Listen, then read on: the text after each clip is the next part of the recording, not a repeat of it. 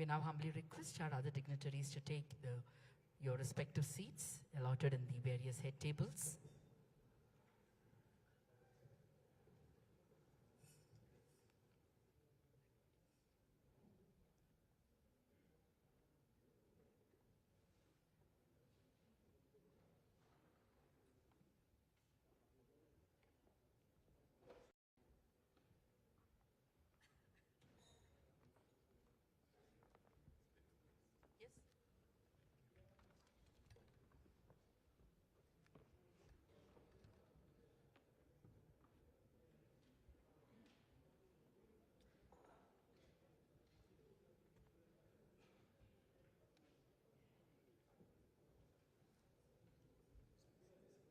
The inaugural session will commence shortly.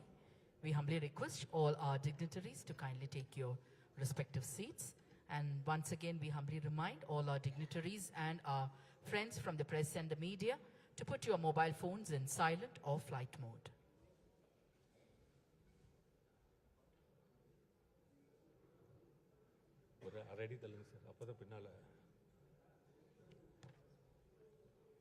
Check, check. Check, check. Test, test. Check, check. Test, test. Check, check. Back, monitor. Check, check. Test audio, check. Check, check.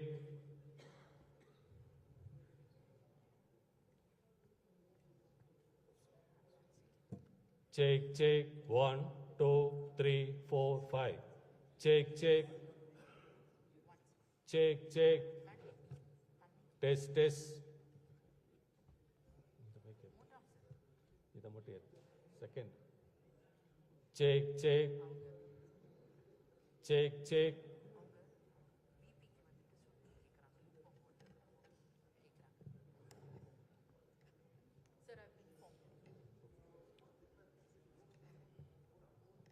Check, check. Test, test.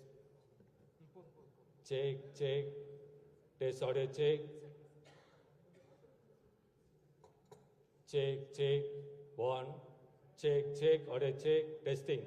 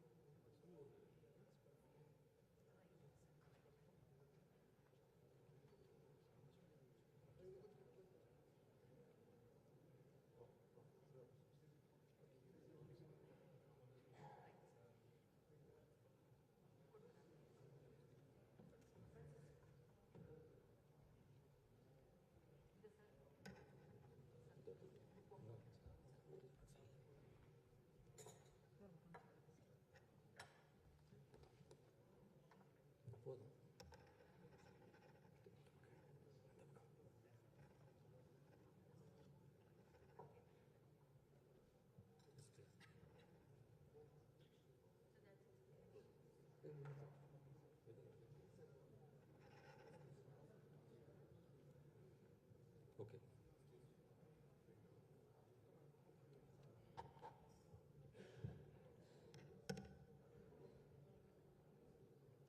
Check, check. Test, test. Check audio, check. Check, check.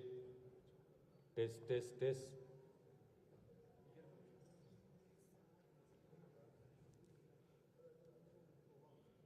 Check, test, test. Check, check.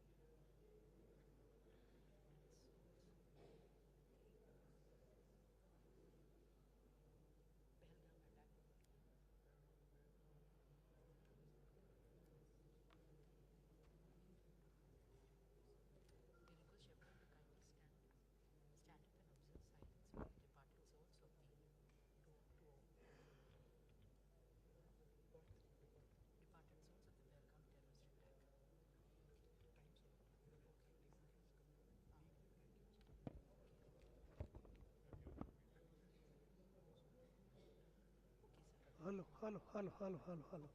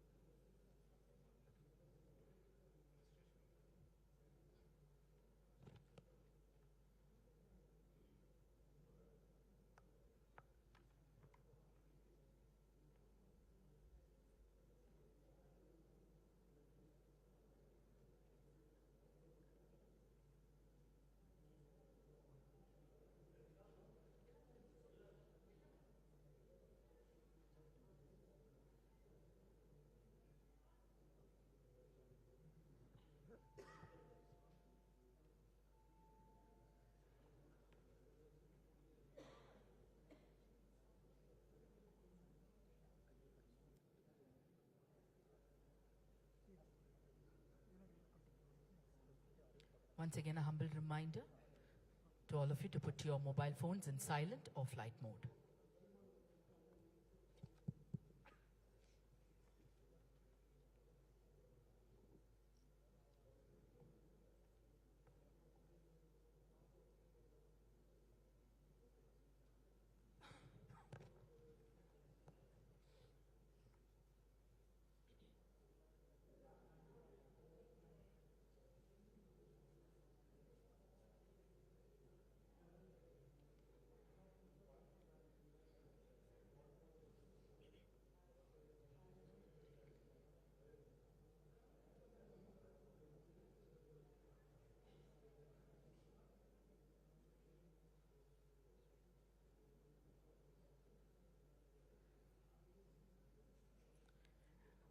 We welcome the Honorable Vice President of India to the inaugural session. We extend a hearty welcome to the Madam Spouse of the Honorable Vice President of India. We extend a hearty welcome to the Honorable Governor Chancellor to the inaugural session of the Vice-Chancellors Conference.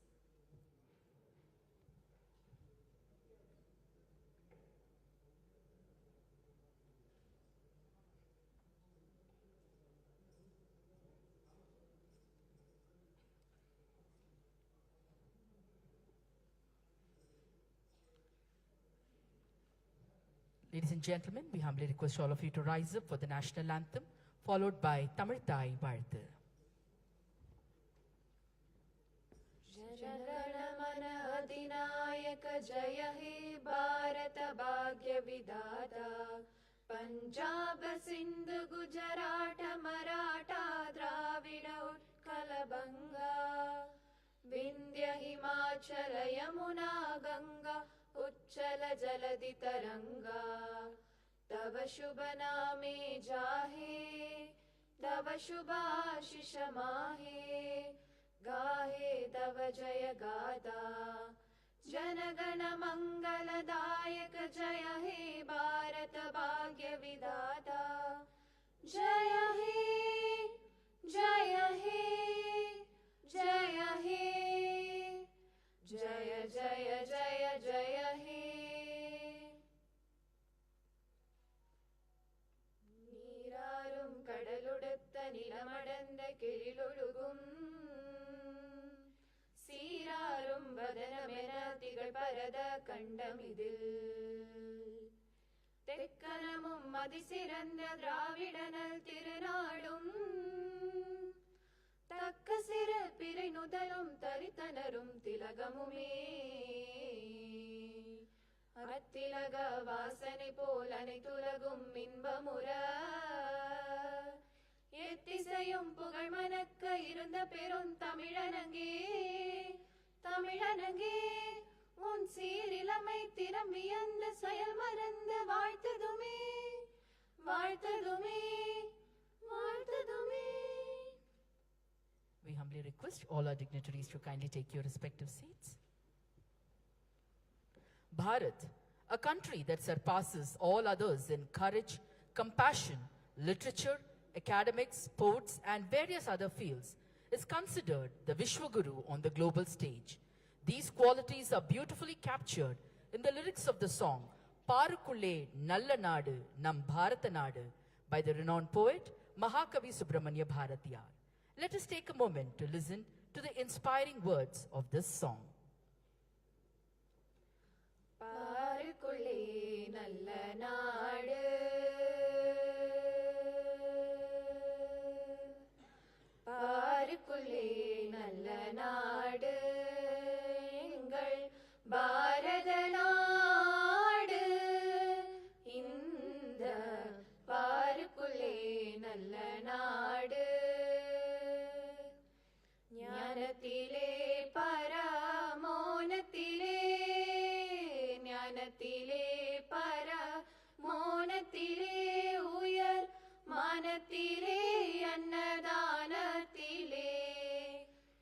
ஞானத்திலே பரமோனத்திலே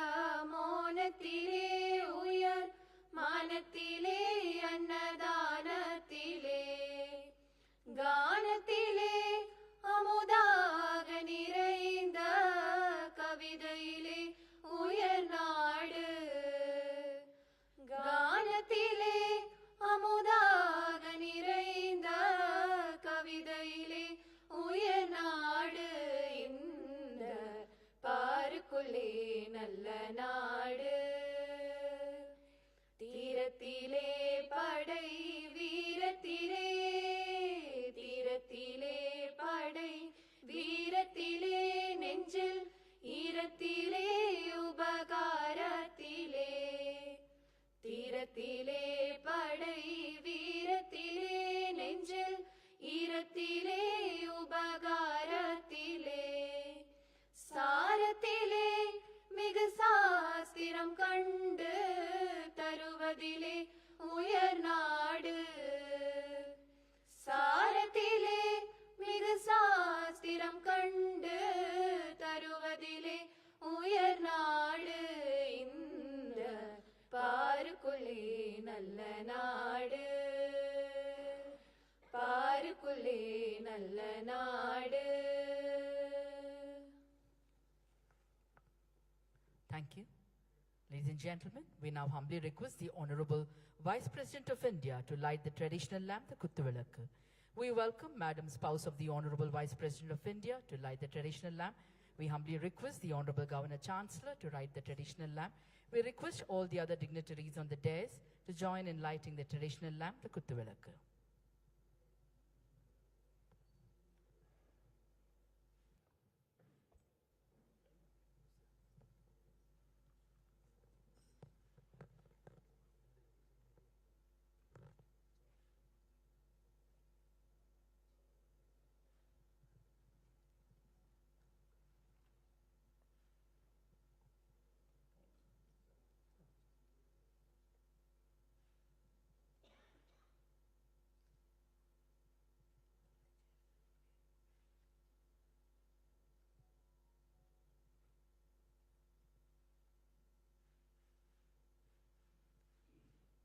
Thank you, sir. Thank you, ma'am.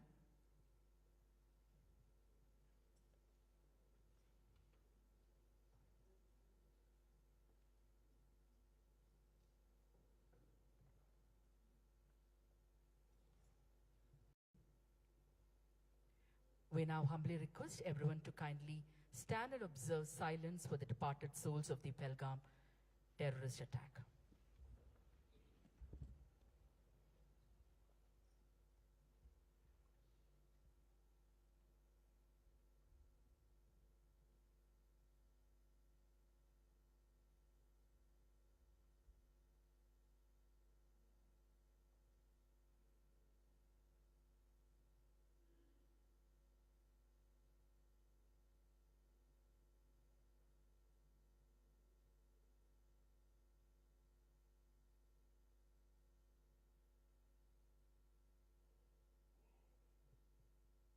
Thank you. We request all of you to kindly take your respective seats. The figure of Lord Nataraja Shiva embodies both the end of the world and the beginning of creation as he gracefully dances to dispel the illusions of Maya and transmute them into strength and wisdom. The image of Lord Nataraja Shiva symbolizes the convergence of religion, art, and science into a unified entity. Ladies and gentlemen, the Honorable Governor Chancellor will now felicitate the Honorable President of India by presenting a shawl and a statue of Lord Nataraja, which symbolizes a deep understanding of our universe.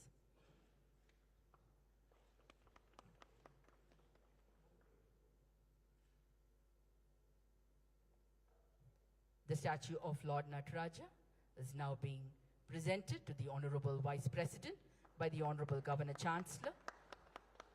The Honorable Governor Chancellor will now felicitate the Madam, spouse of the Honorable Vice President, with a shawl.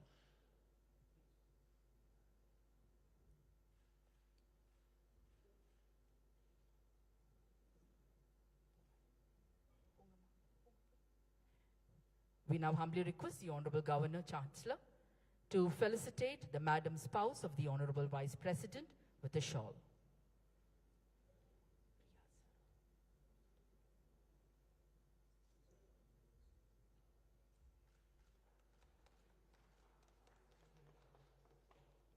Thank you, sir. Thank you, ma'am.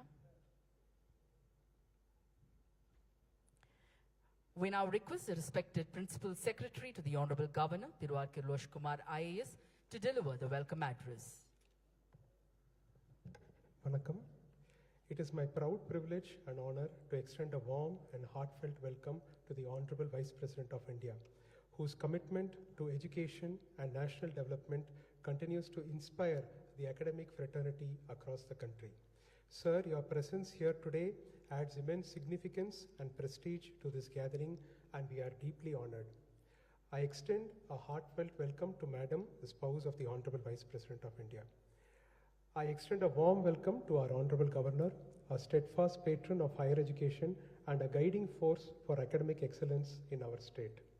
I extend a warm welcome to each one of the delegates of the Vice-Chancellors Conference. I extend a hearty welcome to the officials from the Office of Honorable Vice President of India. I extend a warm welcome to the eminent speakers of the conference. I also welcome our friends from the press and media. This conference brings together Vice-Chancellors, educators, administrators of universities from across Tamilnadu to deliberate on key issues confronting our institutions today, from innovation and digital transformation to inclusive education and academic collaboration. It is an opportunity for collective reflection, idea sharing, and forging pathways for the future of higher education in our nation. Nandri Vanakkam. Thank you, sir. We now humbly request the Honorable Governor Chancellor to address the gathering.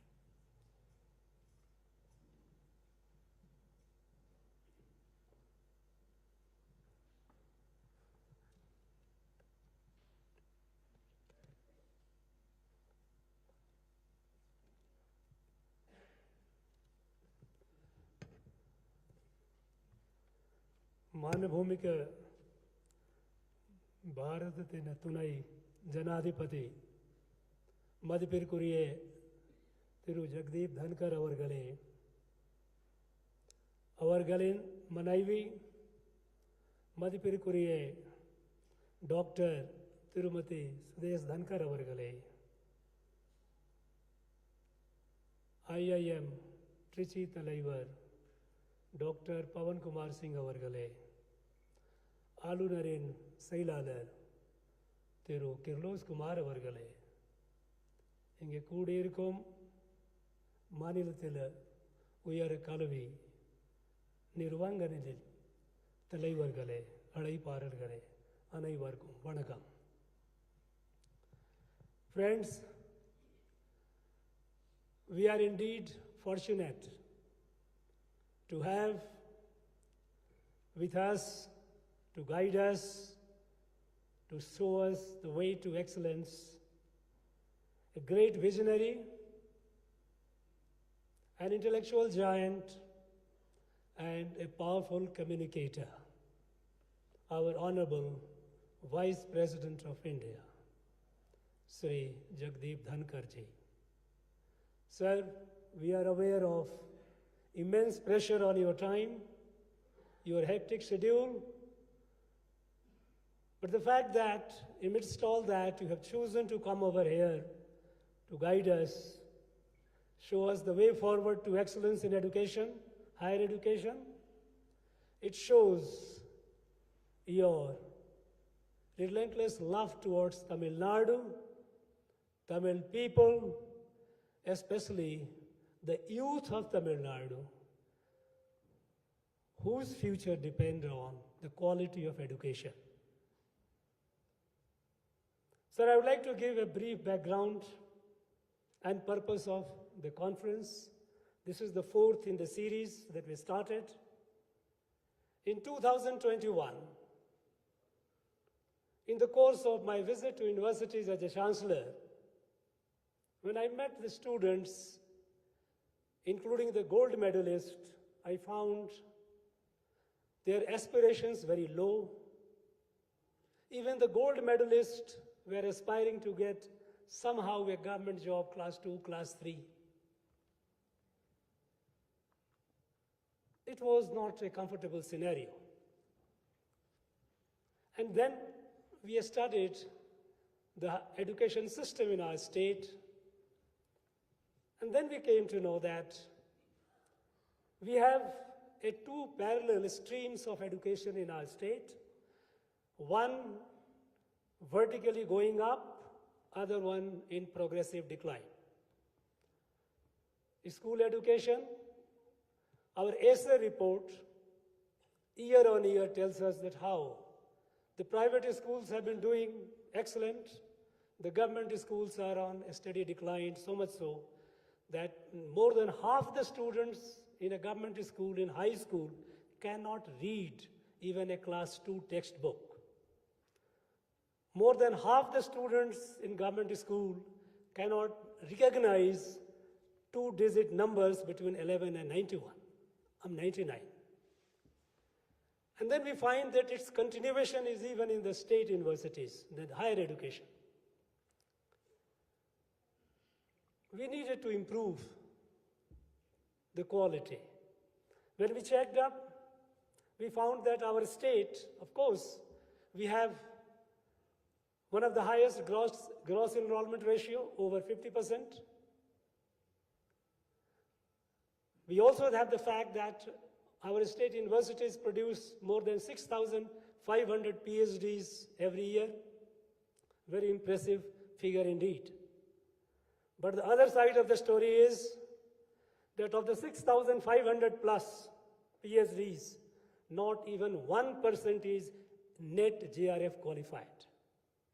We know what is net JRF qualified because that is UGC, that determines the eligibility mandate, whether the scholar is intellectually eligible to take up the research.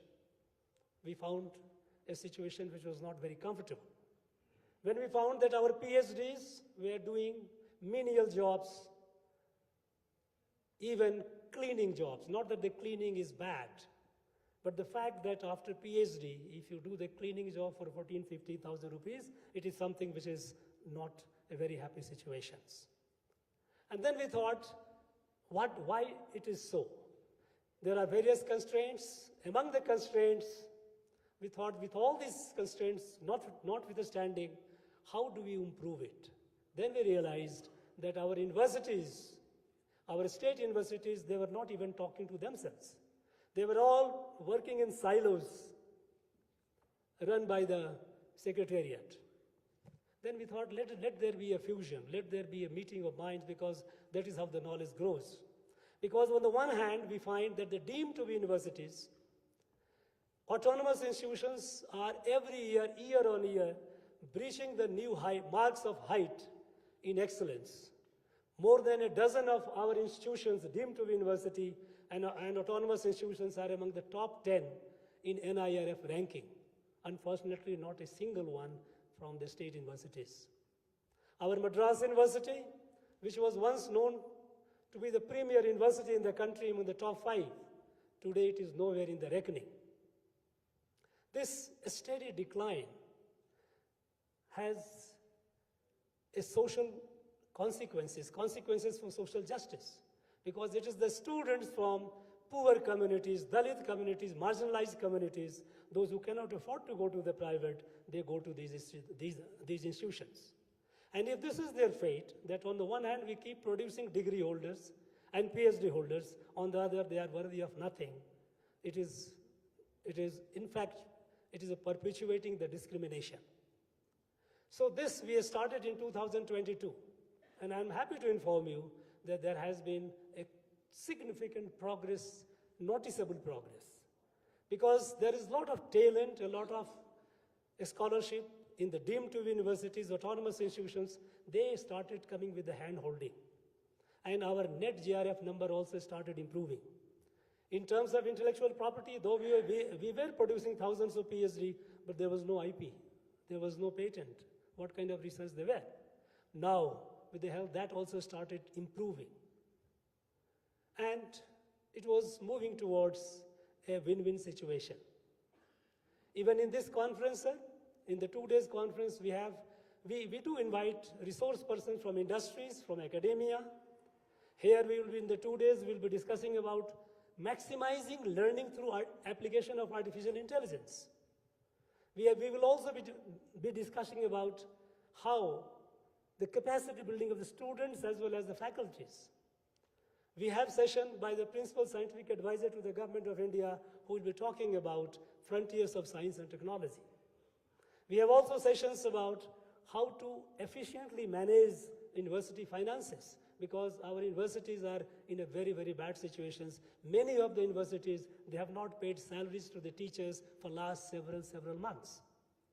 And government has said that they are under no obligation to give them, to bail them out. This has been the situation. But we have been making modest attempt by bringing them together and making our youth aspirational, because there lies our future.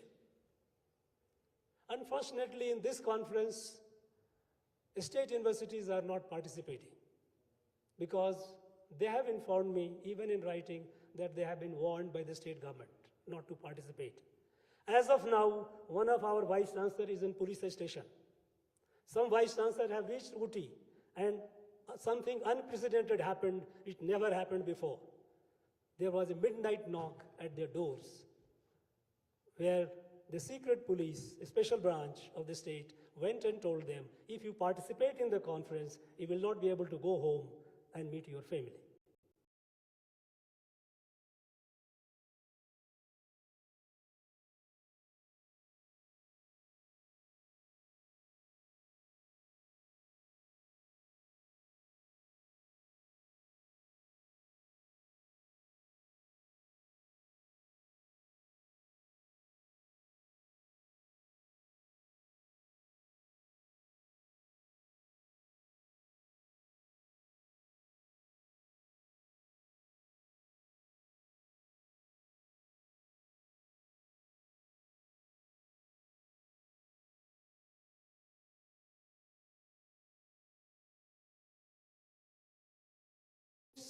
And autonomous institutions. We have more than 34, 35 institutions present here.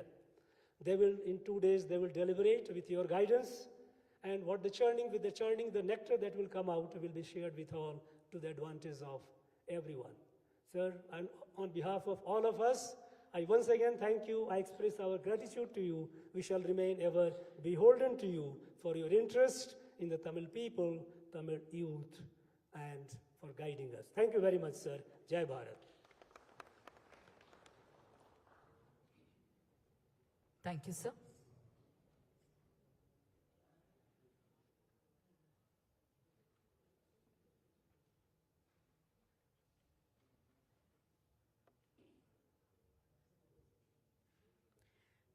Ladies and gentlemen, we now humbly request our chief guest, the Honorable Vice President of India, to deliver the inaugural address.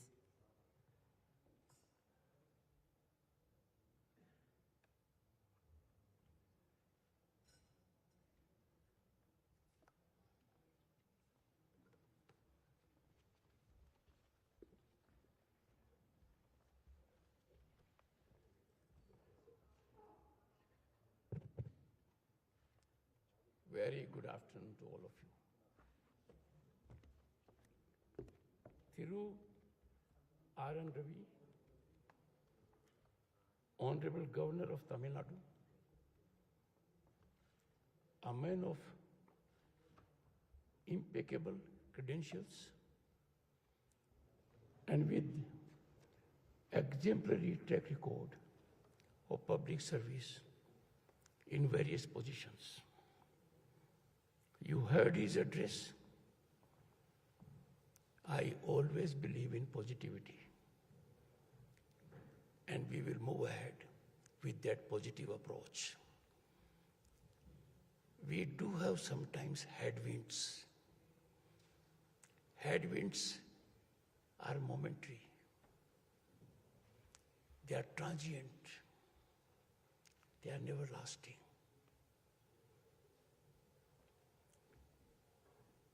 Thiru, Dr. Pawan Kumar Singh, Director, Indian Institute of Management, Tiruchi, Am I blocking you? Never block an academician.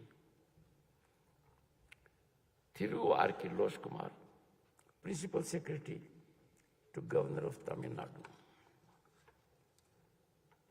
Dignitaries,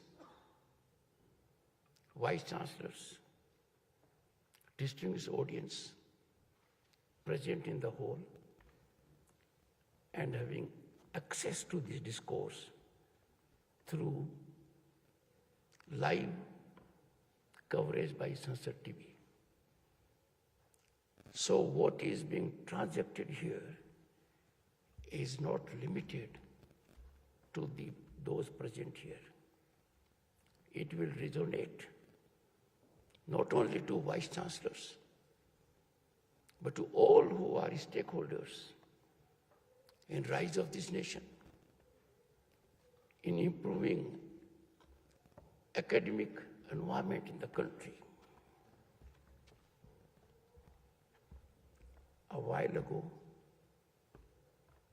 we observed silence. I joined the nation in expressing profound grief and outrage at the heinous terrorist attack in Pahalgam that claimed innocent lives. It is a grim reminder that terrorism is a global menace to be addressed by humanity in unison. Bharat is the world's most peace-loving nation, and our civilizational ethos reflected in Vasudhaiva Kutumbakam is getting global resonance. Our visionary leadership in the shape of a Prime Minister who is in his third term is our greatest assurance that the nation's rise cannot be handicapped by any situations, internal or external. But we all have to bear in mind that national interest is supreme. This was echoed by none else than Dr. B.R. Ambedkar while imparting his final address to the Constituent Assembly. We therefore have to take a resolve to always keep nation first. National interest cannot be intertwined with partisan interest. It has to be uppermost. This cannot be subservient to any interest, political, personal, or for a group. It was with this spirit we observed silence. Distinguished audience, I owe my present position only to education. Was extremely fortunate to get a scholarship and good education. And I therefore realize the importance of education as a great equalizer, one that can cut into inequities, can bring about dignity, can contribute to rise of the nation. And therefore, Honorable Governor, it is an absolute honor and privilege, as also profound responsibility, to share thoughts with those, the Vice-Chancellors, the academicians, the administrators in the field of education, who shape those who are destined to shape our nation. That is our youth. Our youth demographic dividend is envy of the world. It is pulsating. It is contributing. That is making a great difference. I must commend Honorable Governor R.N. Ravi for his very thoughtful initiative taken by him in 2022 to have Conference of Vice-Chancellors. The present one is in one such series, one in the series. I have no doubt the deliberations would be very fruitful, because when deliberations take place, dialogue takes place, when there is sharing of thoughts, sharing of problems, resolutions emerge, issues that require to be addressed, we get a way out. But I must commend Governor Ravi for another reason. He is doing this because it is his constitutional ordainment. He has taken oath under the Indian Constitution, under Article 159. His oath, as that of the Honorable President, is very significant. The oath he has taken as governor is to preserve, protect, and defend the Constitution and the law. By his oath, he is further enjoined to devote to the service and well-being of people of Tamilnadu by organizing such events which are extremely relevant to the field of education. Governor Ravi is vindicating his oath.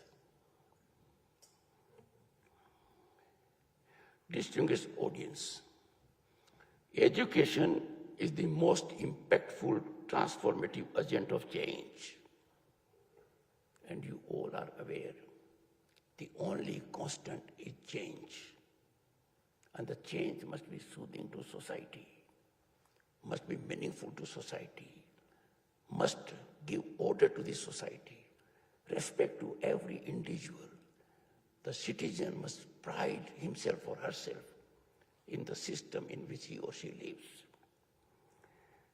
We need to nurture our education ecosystem in the backdrop of our historical legacy. Gurukul. The Gurukul concept is sublime. A facet of service to society by Guru.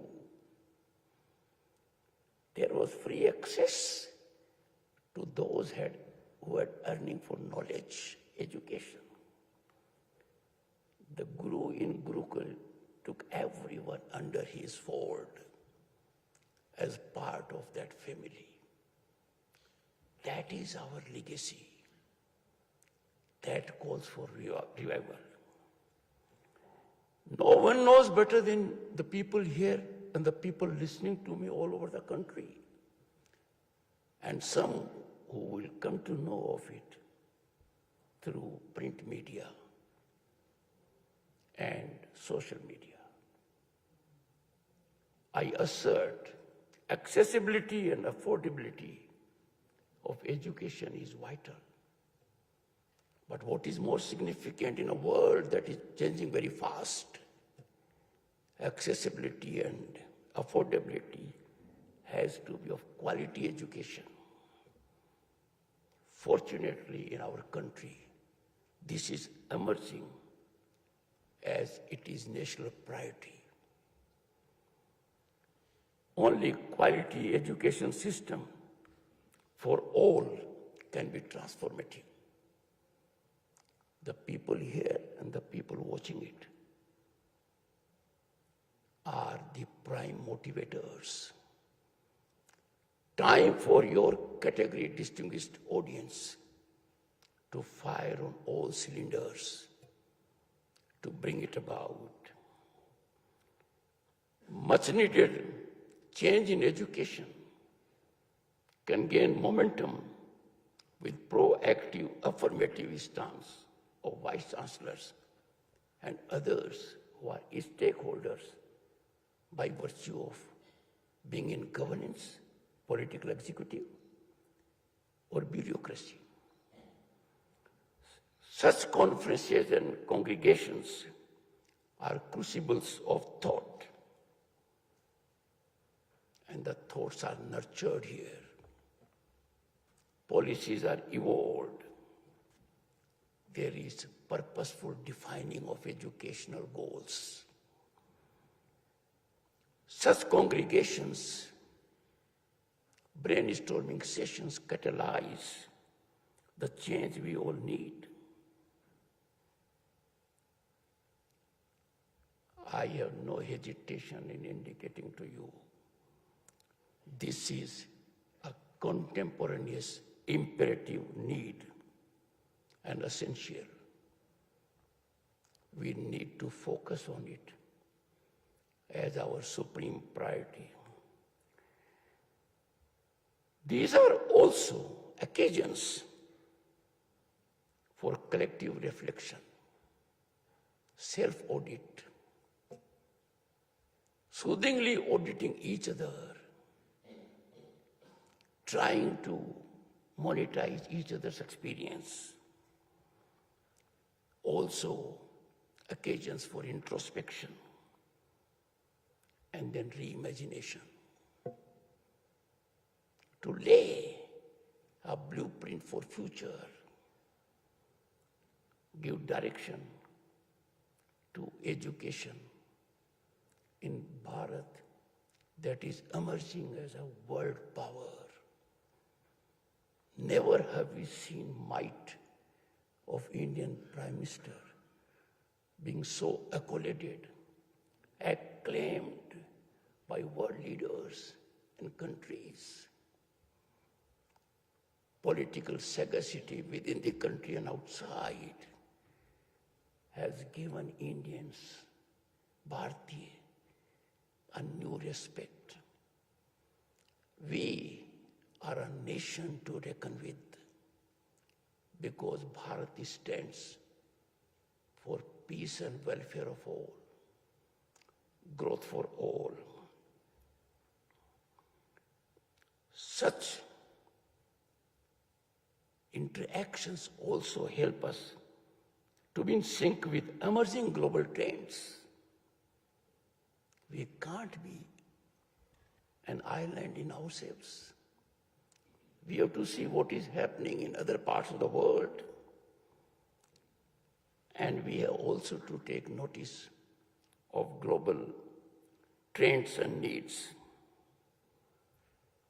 We have to define our trajectory of growth as also of the world which we did centuries ago. I am particularly elated that Tamilnadu is taking lead in this matter. Tamilnadu is a land of vibrant learning centers. Those learning centers must be our North Star now. Tamilnadu has been home to such widely accoladed learning centers like Kanchipuram and Aniyaram. Aniyaram attracted thousands of students from all over Bharat. I see in these conferences emergence of crucibles of ideation that will rekindle the spirit of Kanchipuram and bring back glory of Aniyaram. We must take pride that it was in Tamil Nadu, Madras University established in 1857. Modern education was exemplified in this land. And the university then and now has leadership in science, law, liberal education, and is reckoned as a prestigious institution throughout the country. Distinguished audience, research and development is now quintessential to progress. We can no longer depend to gain from research elsewhere. We have to be on our own strength. Our educational institutions, particularly universities, IIMs, IITs, institutes of excellence in science and otherwise, have to be laboratories of research and innovation.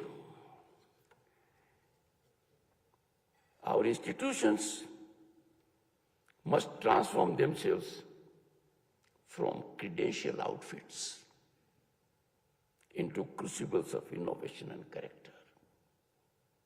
We cannot reduce our institutions just to hand out degrees. A degree from a university must be a potent power in the hand of the degree holder that can help him or her fully exploit his or her potential, realize what is talent and ambitions.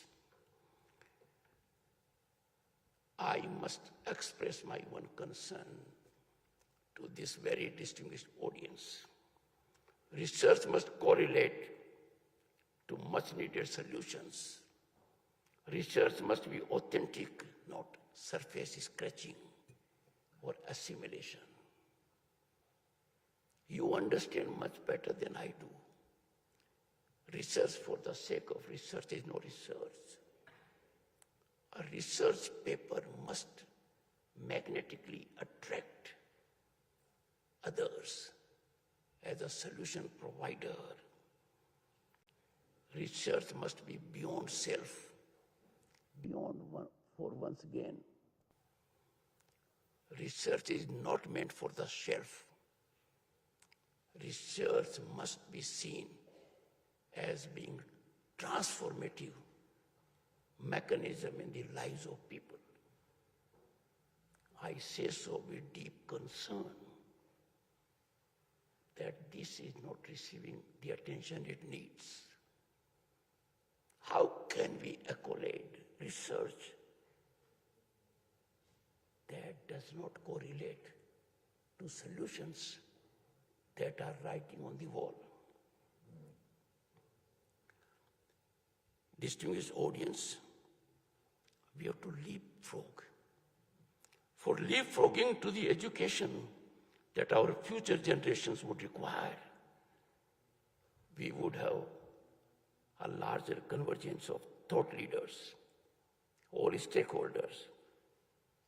This conference is a step in the right direction.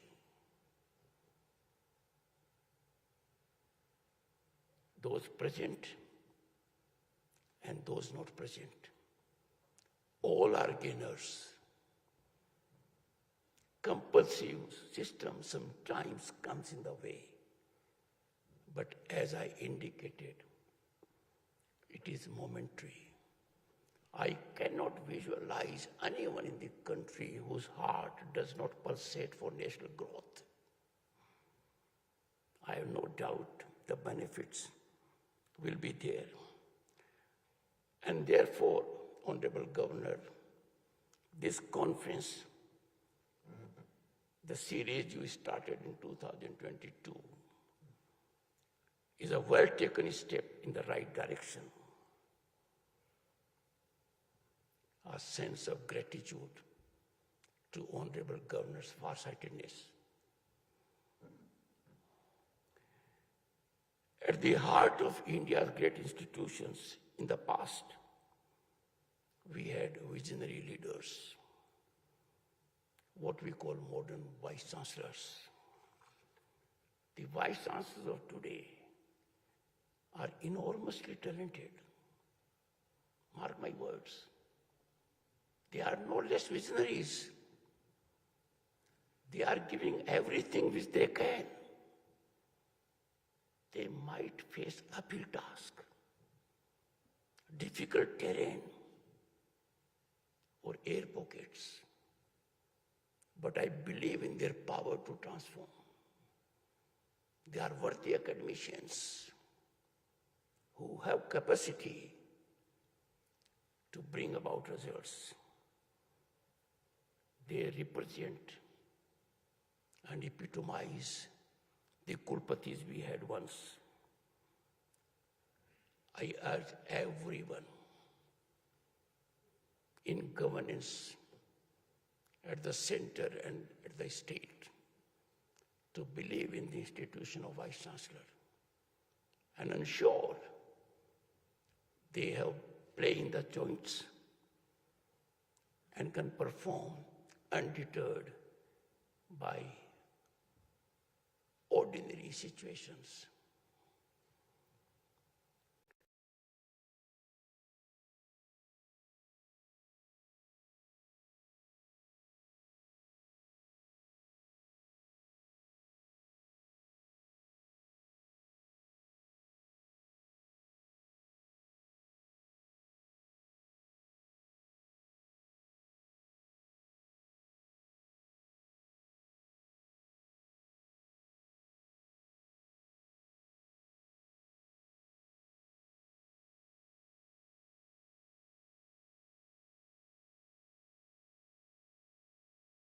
This count is becoming increasingly complex.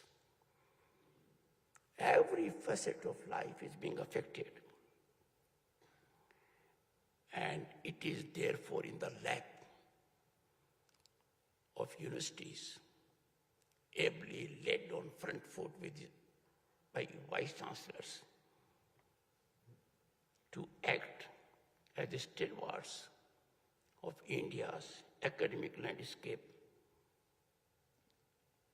More the challenges, more the formidability of challenges, we must rise as impregnable, not only to overcome them, but to deliver results for the nation and the world. One challenge which the Vice-Chancellors must be facing is faculty. Faculty availability, faculty retention, and sometimes faculty attrition. I would appeal to all of you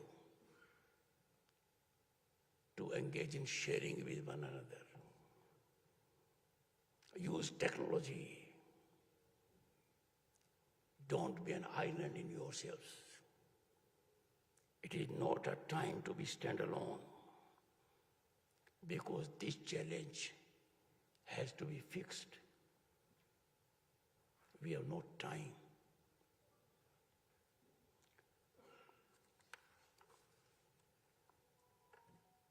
As I indicated, I emphasize, we are well past the era of standalone institutions.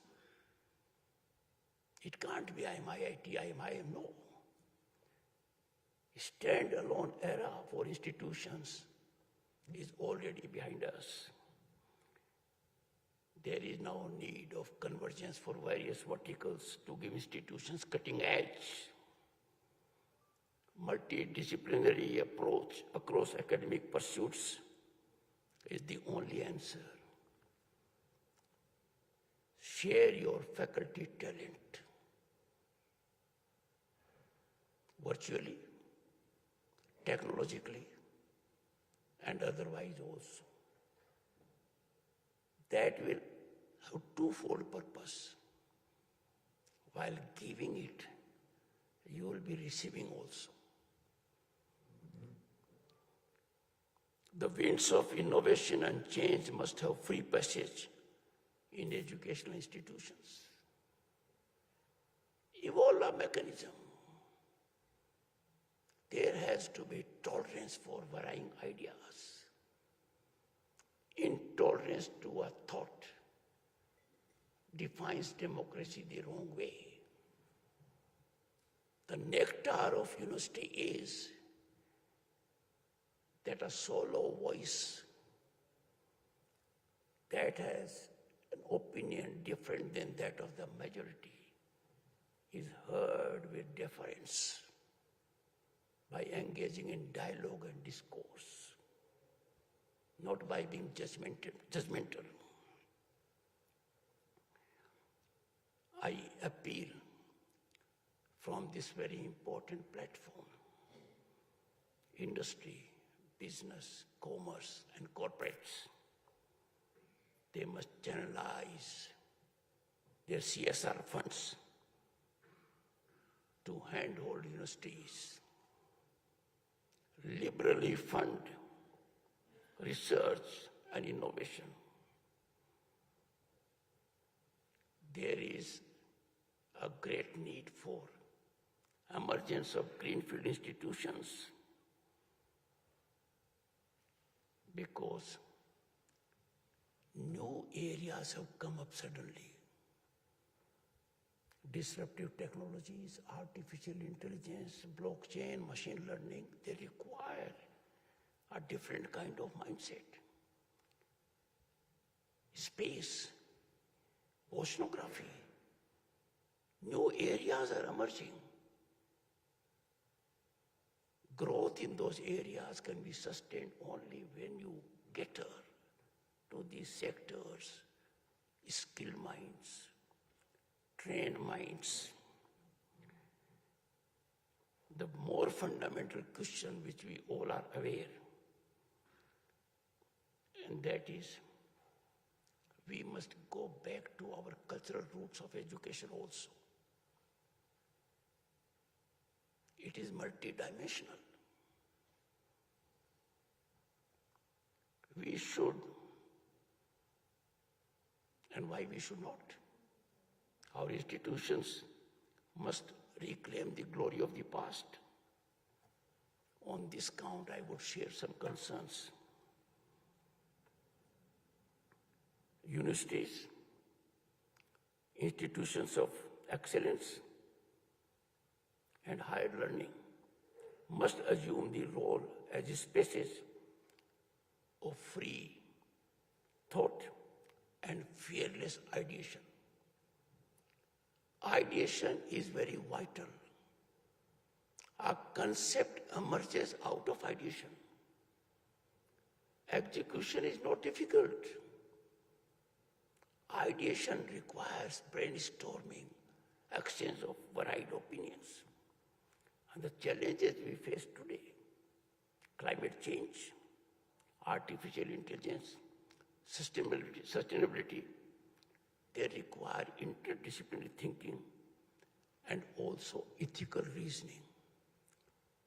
It is only in our universities that we can go back to our Vedic knowledge,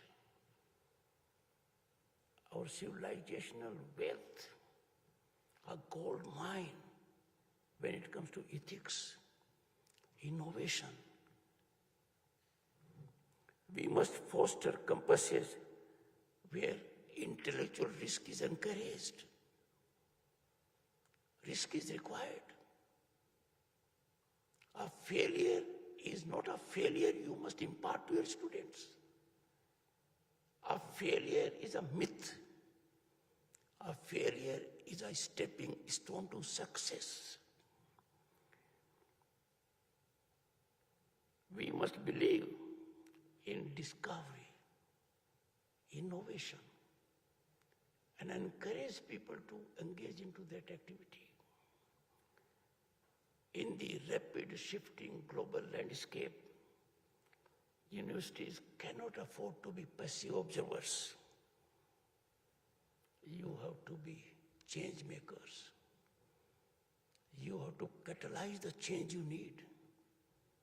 And the change you need is the change society needs. Our curriculum must be designed to prepare students, not just to respond to change, but to lead the change, to define the trajectory of change, to see the change which we need, not the change that overtakes us. Our administrative structures must be a guiding principle to others. That is an attention not given for too long. Education must be distanced just from giving credentials, degrees. No, it must be purposive. It must serve societal causes. And therefore, there must be partnership.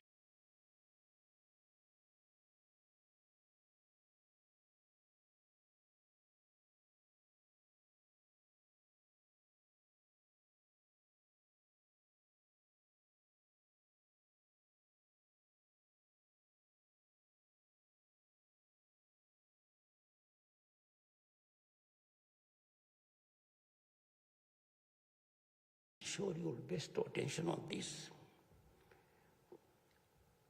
Distinguished Vice-Chancellors, your leadership must enable faculty and students to act not as mere recipients of institutional policy, but as co-creating it, as co-creators for our needs, present and future. We must learn to promote high-impact, high-risk research that tackles real-world problems. We must incentivize collaborators between universities, industries, and partner internationally also. Fortunately, the present government has shown a lot of focus on this. But above all, we must reintegrate research with teaching. If we look at our ancient model, what happened earlier in our institutions of great eminence that attracted global attention, we must separate inquiry from instruction. We must return to integrated spirit. Today's Bharat is different. We never imagined we will be in this shape. Exponential economic upsurge, infrastructural phenomenal growth, technological penetration, global reputation, system of hope and possibility. When this is the landscape, we must find way for ambitions of our youth to be satisfied. Right now there is mechanism, and I wish it is disseminated extensively in a revolutionary manner, from startups to space technology, from health innovation to green energy, from blue economy to space economy. The opportunity basket for our youth is enlarging day by day. It is continually getting enlarged. But our youth continue to be in silos. They are not aware of these opportunities. And that is why we have mushroom growth of coaching classes. Every newspaper is having their advertisements. Please make our youth aware of the golden opportunities they have. Let me indicate one aspect. International Monetary Fund. And I know the shift that has taken place. In 1990, I was a union minister, and I knew the stance of IMF then. I know the stance of IMF now. IMF says India is a global destination of investment and opportunity. We need to tell our youth this accommodation, this validation is not for government jobs. It is for the opportunities that are in the basket of youth. We therefore need, distinguished Vice-Chancellors, a paradigm shift from our youth job seeking to job creations. Now is the time for Bharat to create innovators and job givers. That transformation requires a Sarthi.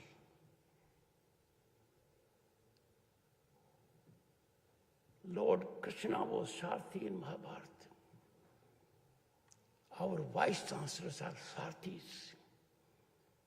They have to bring about, by neat navigation, into the mindset of our youth that avail the opportunities, benefit from the ecosystem of hope and possibility.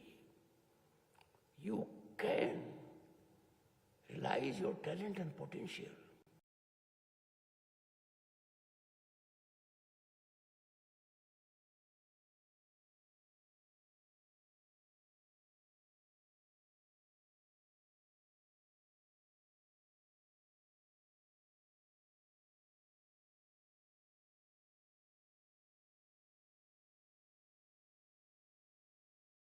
It is concerning.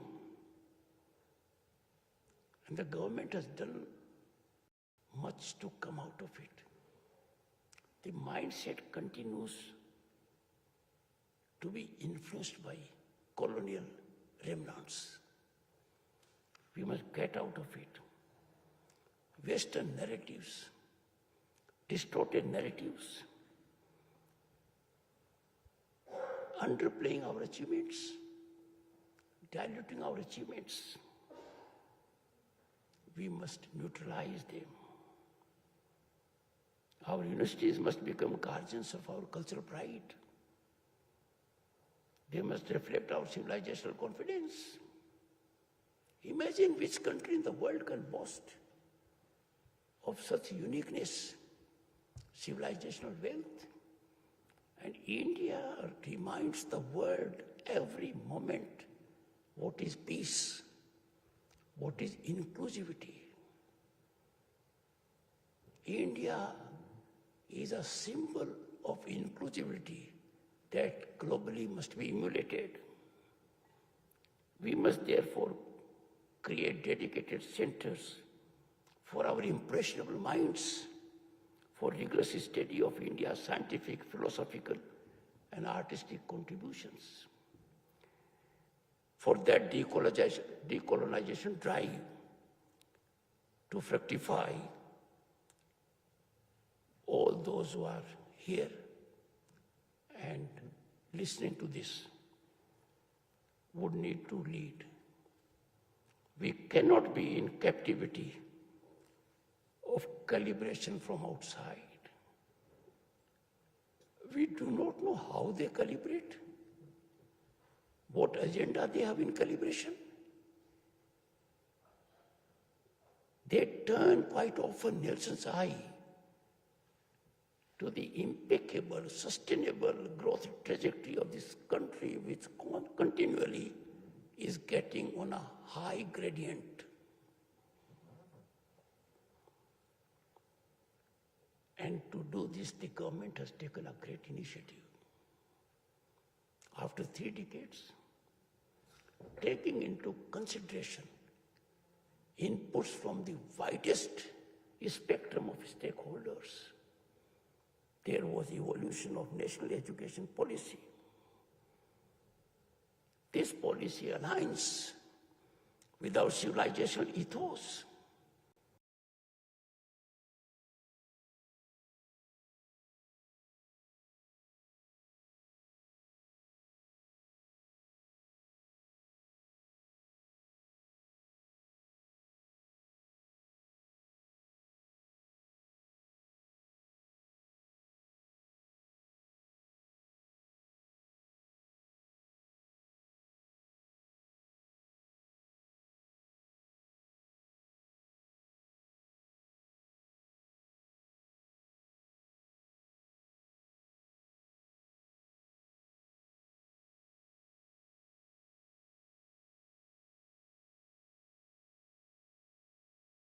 it is getting shape on the ground.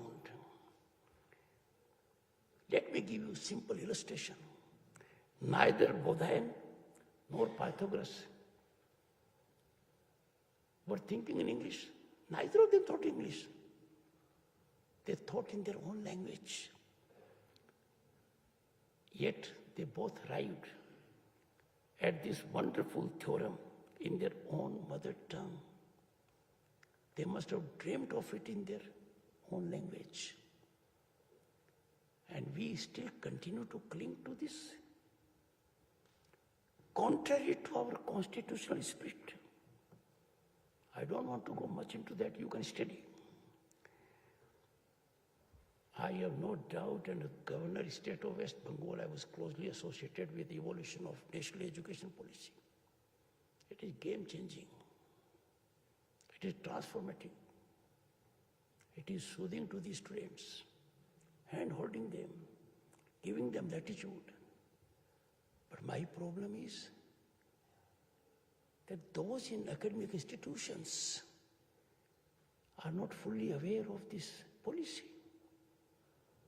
I beseech you all, and the faculty and directors wherever they are, to please do a thorough study of national education policy to realize its real intent and purpose so that we reap the harvest of it.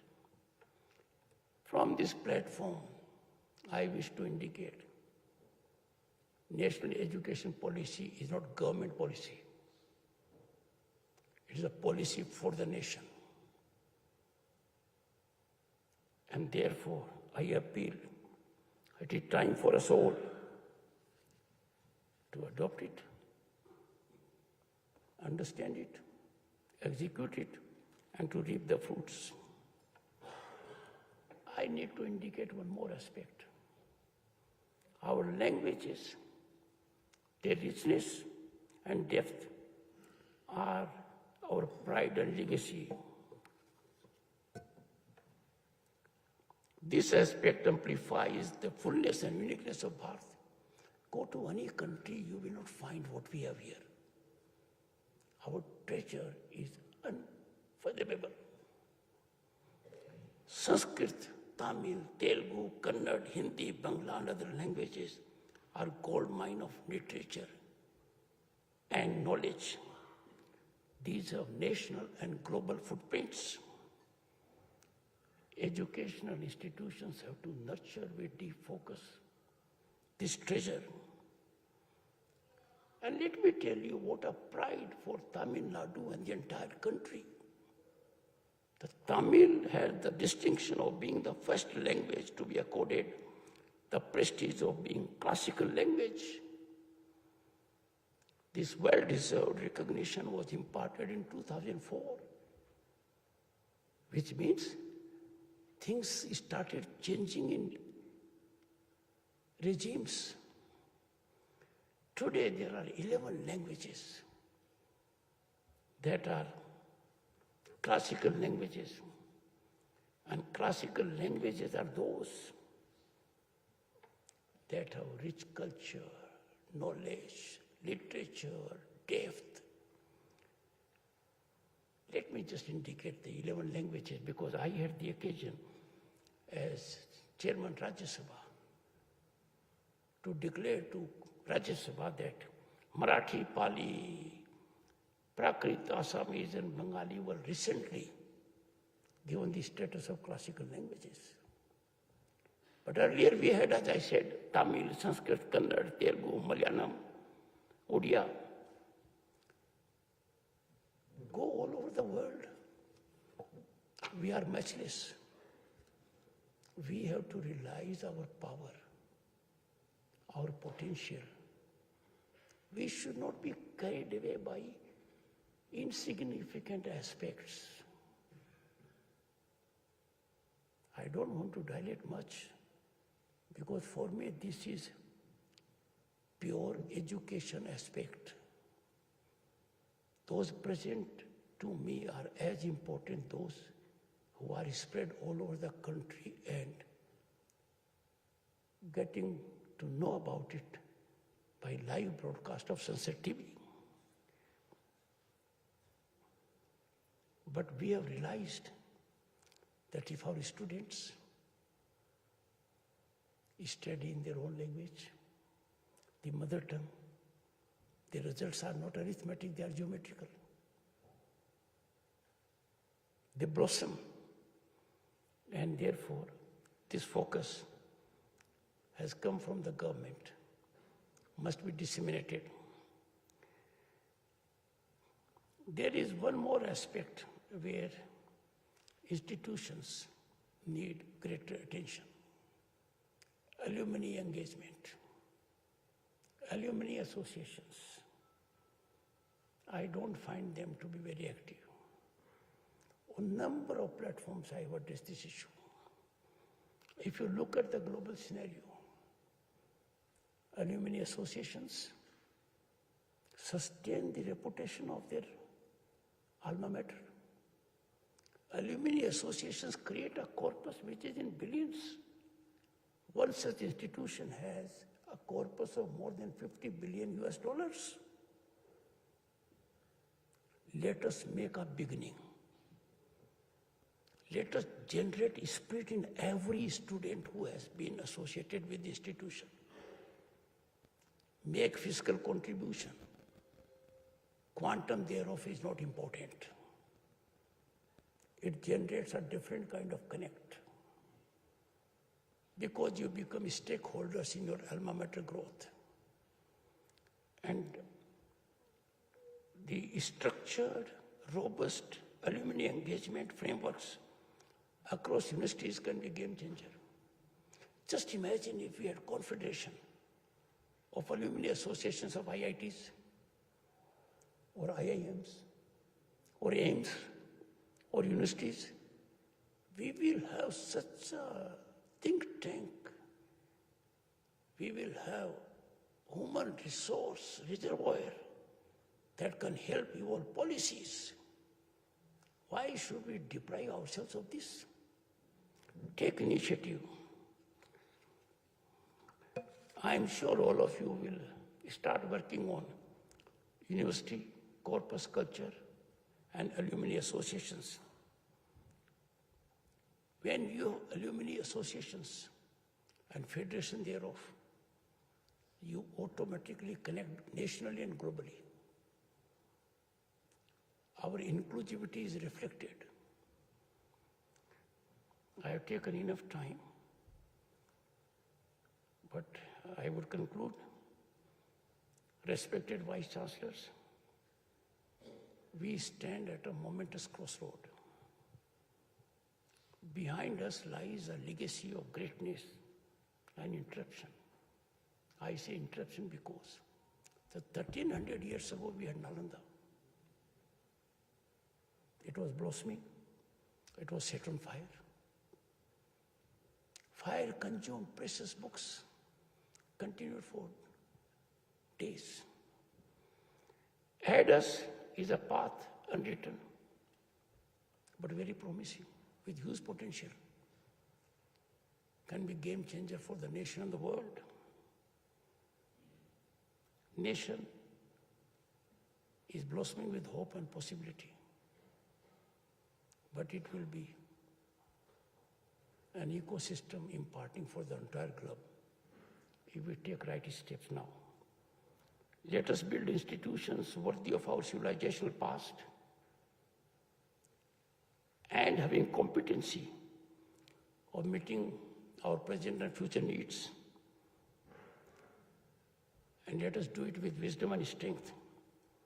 Let us resolve to transform our universities into places of timeless knowledge and laboratories for timeless innovation. The intellectual revitalization is the highest category of renaissance. And that renaissance is awaiting Bharat.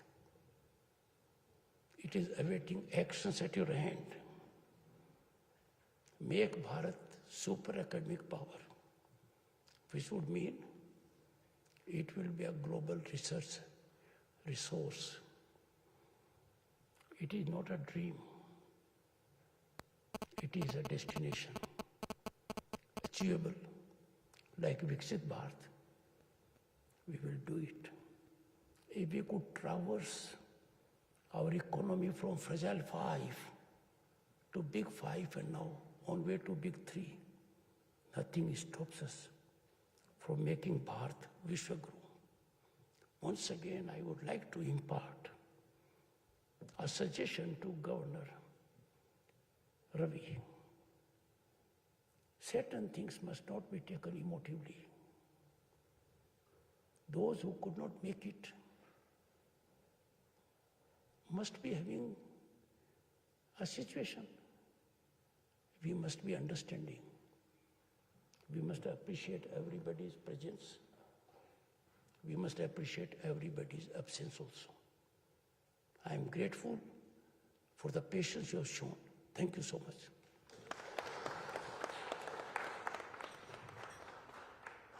We thank the Honorable Vice President of India for your inspiring inaugural address, which will echo not just through the 2 days conference, but also be intertwined in the takeaway by the luminaries of various educational institutions to give the astute fillip to the students to contribute to the Viksit Bharat.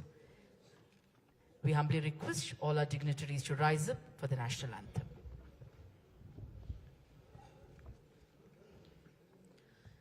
Jana Gana Mana अधिनायक जय हे भारत भाग्य विधाता पंजाब सिंध गुजरात मराठा द्राविड उत्कल बंगा विंध्य हिमाचल यमुना गंगा उच्चल जलधि तरंगा तव शुभ नामे जाहे तव शुभ आशीष माहे गाहे तव जय गाथा जनगण मंगलदायक जय हे भारत भाग्य विधाता जय